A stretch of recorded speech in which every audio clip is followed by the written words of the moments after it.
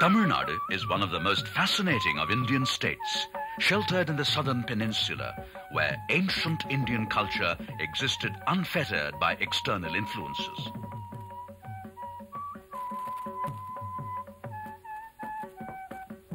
The rich tradition of art and architecture flourished in Tamil Nadu, patronized by the Pallava, Chola and Pandya kings.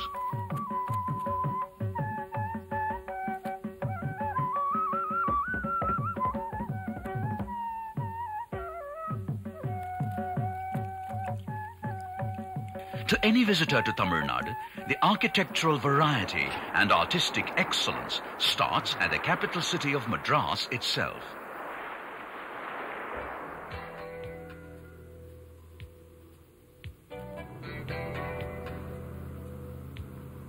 The very traditional South Indian town was founded by the British, who built a little trading center and fort in 1640 AD on the Coromandel coast.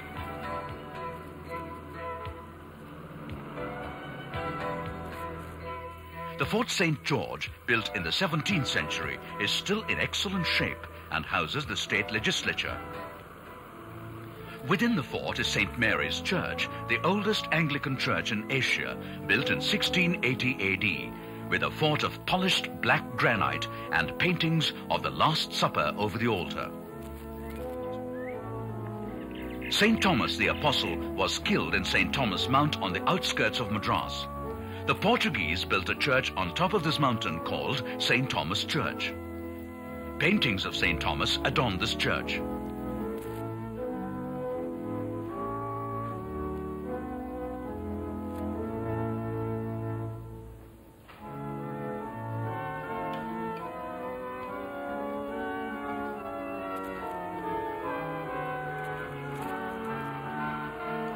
This is the Sandstone Cathedral Basilica at the southern end of the marina. The church derives its name from St. Thomas the Apostle, who visited Madras in 52 AD. The beautiful stained glass window at the basilica portrays the story of St. Thomas.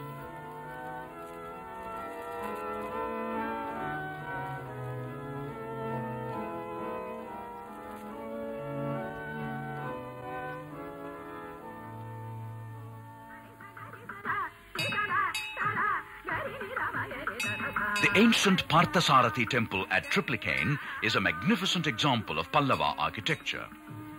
In Mylapore is the Kapalishwara temple, another 8th century Pallava temple dedicated to Lord Shiva.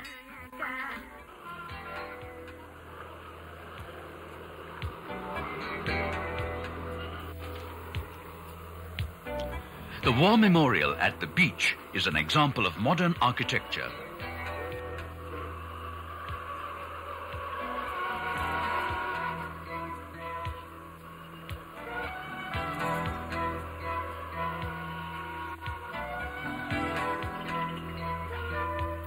The Madras beachfront offers a very interesting building style called Indo-Saracenic, a marvelous mixture of Indian and Islamic architecture, as you see in the buildings of Madras University and the High Court.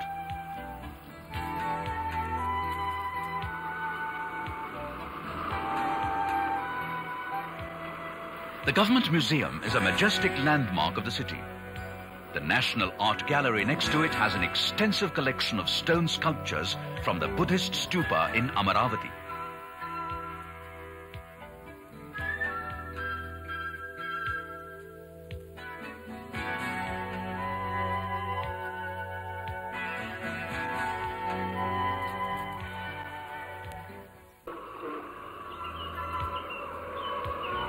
The Tamil's pride in architectural heritage is reflected in two memorials built in recent times. The Anna Samadhi and the MGR Samadhi at the beach combine the mastery of a creative mind and architectural execution.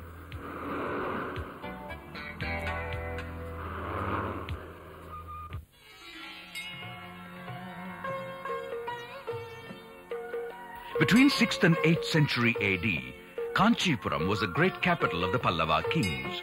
The Pallavas, later succeeded by Chola and Vijayanagar kings, have left behind a legacy of magnificent temples in Kanchipuram.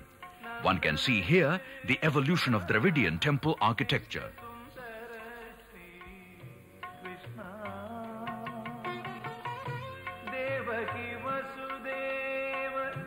The imposing Varadaraja Perumal temple is a magnificent structure with myriad sculptures.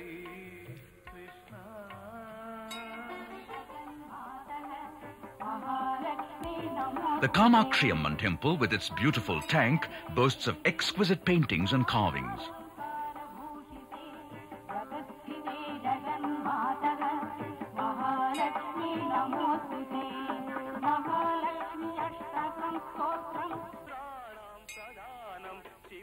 The Ekambaranadar temple is another impressive piece of architecture.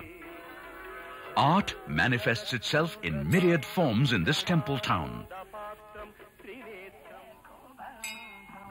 The majestic Kailasanadar temple, built of honey-colored sandstone, has 54 shrines around it.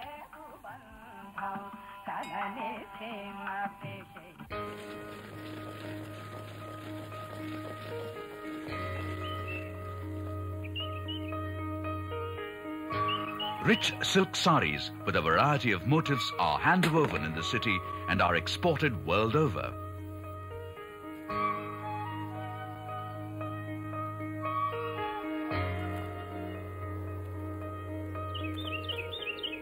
The fort at Velur was built during the reign of Vijayanagar kings in the 16th century AD. The little granite fort has a moat around it that is ingeniously filled by an underground drain. The Jalakanteshwarar temple within the fort is noted for its superb sculpture. Jinji in South Arcot district is a marvelous 700-year-old fort. 3 hill fortresses are connected here. The largest fort, Raigiri, is built on a hill over a 244-meter rock. The Jinji fort boasts of 3 different architectural styles: Chola, Vijayanagar and Mughal.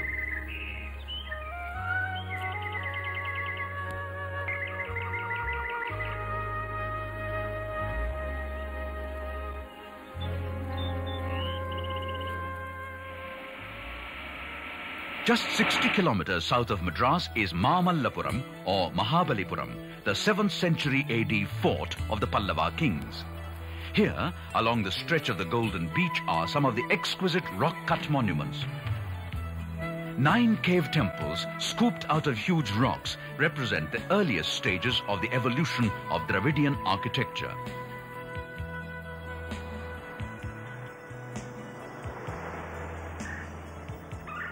Near the cave temples are the Pancha Pandava Rathas, carved in elaborate detail out of a single rock. These are the early models of later temple architecture. The monolithic bas-relief of Arjuna's penance, carved on a rock 27 meters long and 9 meters wide, is the largest bas-relief in the world. Each and every panel in Mahabalipuram has mythology in its myriad forms, chiseled by nimble fingers on stone to create exquisite and mesmeric masterpieces in sculpture.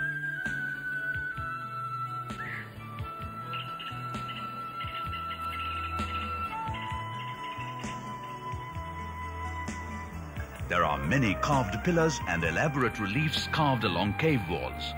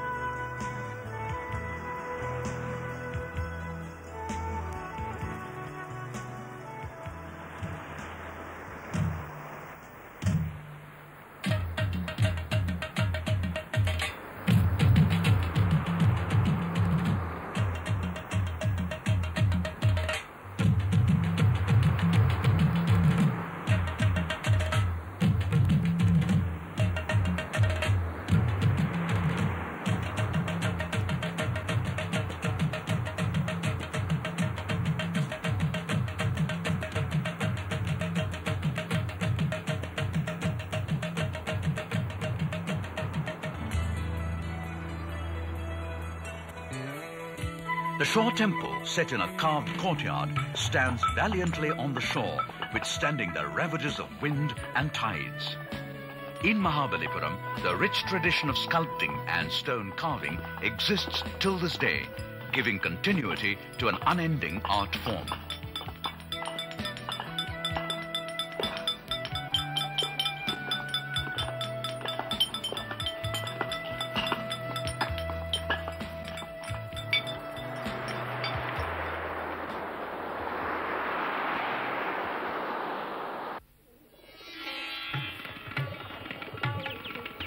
Chidambaram has one of the oldest and loveliest Chola temples. This 1,000-year-old Shiva temple is built in an enormous 5-hectare complex.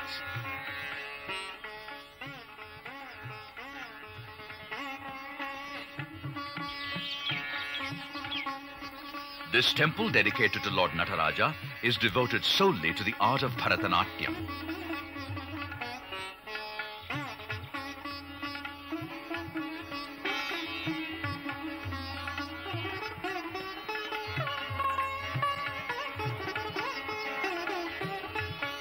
This temple is distinguished by 5 sabhas or gopurams.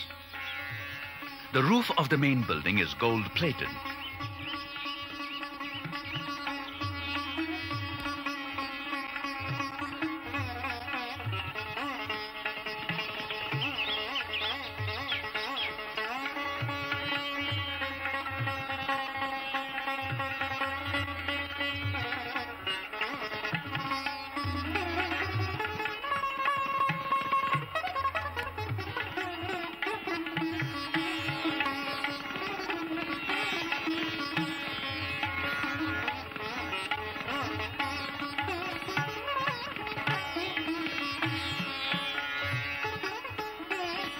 The 1,000-pillared hall with carved granite pillars is an art lover's delight.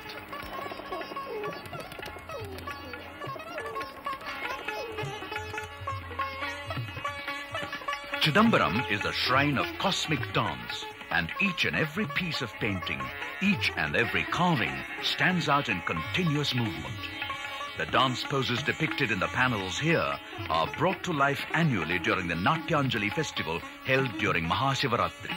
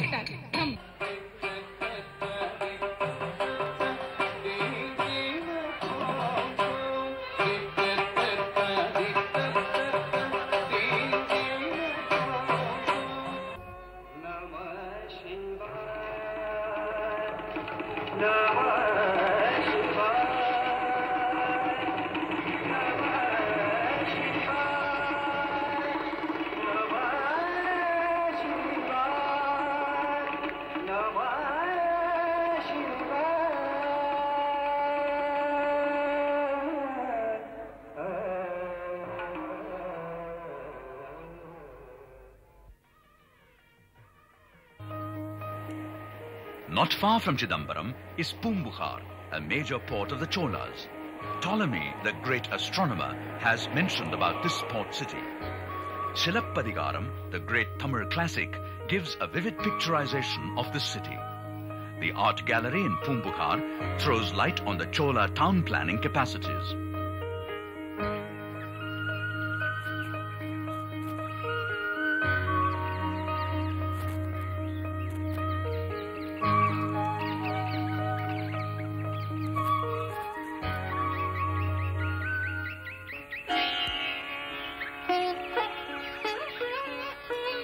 Tanjavur, nestling quietly on the banks of the river Kaveri, was once the capital of the Chola Empire. Rajaraja Chola built the most spectacular temple in India, the Brihadishwara temple. Built in early Dravidian style, the temple's Sri Vimana is 66.5 meters high. The temple tower is a testimony to the engineering skills of the Chola architects, as the shadow of the cupola never falls on the ground.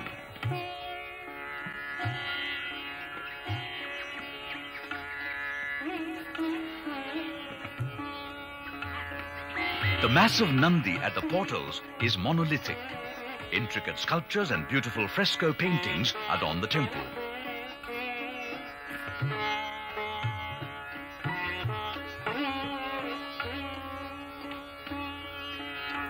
The palace of the Nayak and Maratha kings now houses the Saraswati Mahal Library and Art Gallery with an excellent collection of Chola bronzes, stone sculptures and other artifacts.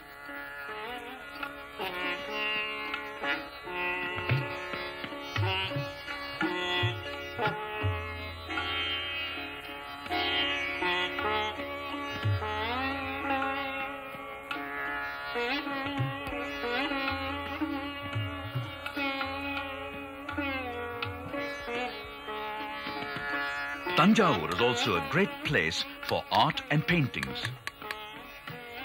Metal inlay work with intricate designs laid on plates and paintings with semi-precious stones are a speciality of Tanjavur.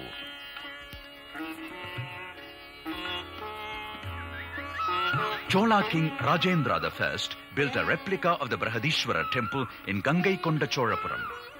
This temple has some of the most beautiful sculptures and a huge Nandi similar to the one in Tanjavur.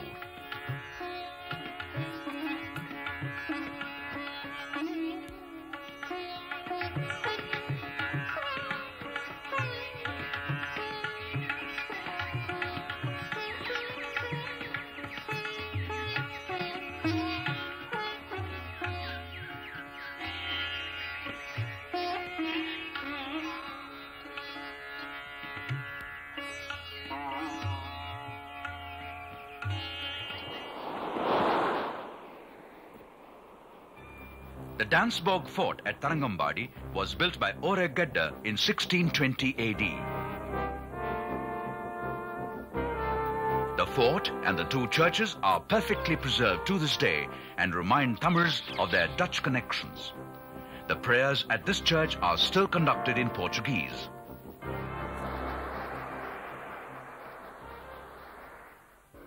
The Chola citadel in 2nd century BC, Tiruchirappalli, is an ancient town in the Kaveri Delta. Dominating the city is a magnificent rock fort built on an immense rock of over 84 meters high. The present town and fort were built by the Nayak kings in 16th century. 437 steps cut into rock lead up to the Vinayaka temple built at the highest point. At a lower level is the Thayumana Swami temple, which is also a part of the main rock. It is believed that a mine connects the rock fort to Madurai.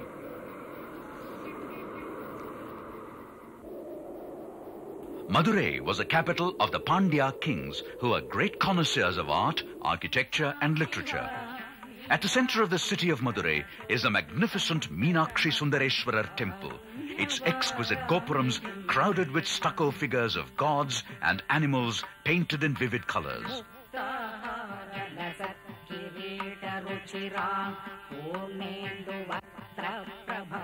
The temple tank was a place of congregation of the Sangam poets.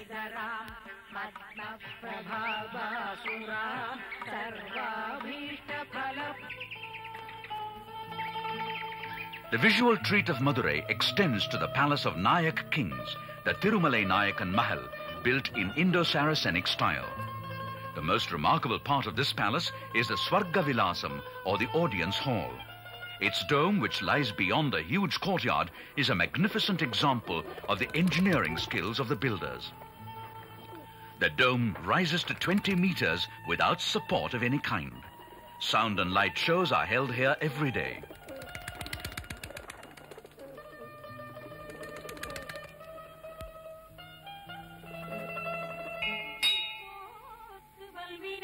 The temple at Parani is one of the 6 abodes of Lord Subramanya. The temple is built atop a 140-meter high hill and can be reached by either steps or an electrically operated winch. The temple has a gold-plated vimana.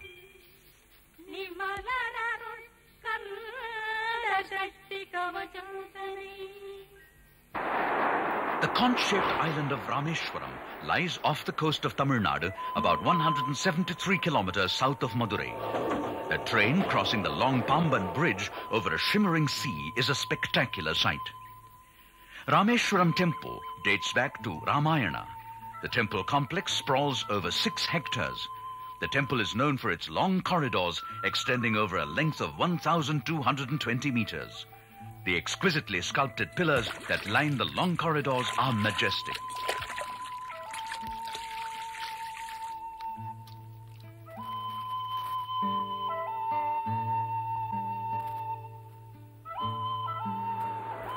Kanyakumari is the southernmost tip of the Indian peninsula, where three seas meet. The temple dedicated to the virgin goddess Kanyakumari attracts many pilgrims. The most spectacular building at Kanyakumari is the Vivekananda Rock Memorial, built on a rocky island off the coast. In 1892, the great Indian philosopher Vivekananda sat in meditation here. The elegant mandapa has the features of all Indian architectural styles. Art and architecture in Tamil Nadu are not legends, but a way of life. Even today, nimble fingers carve life out of stone, and graceful feet dance to the soul of music. And creation continues unending.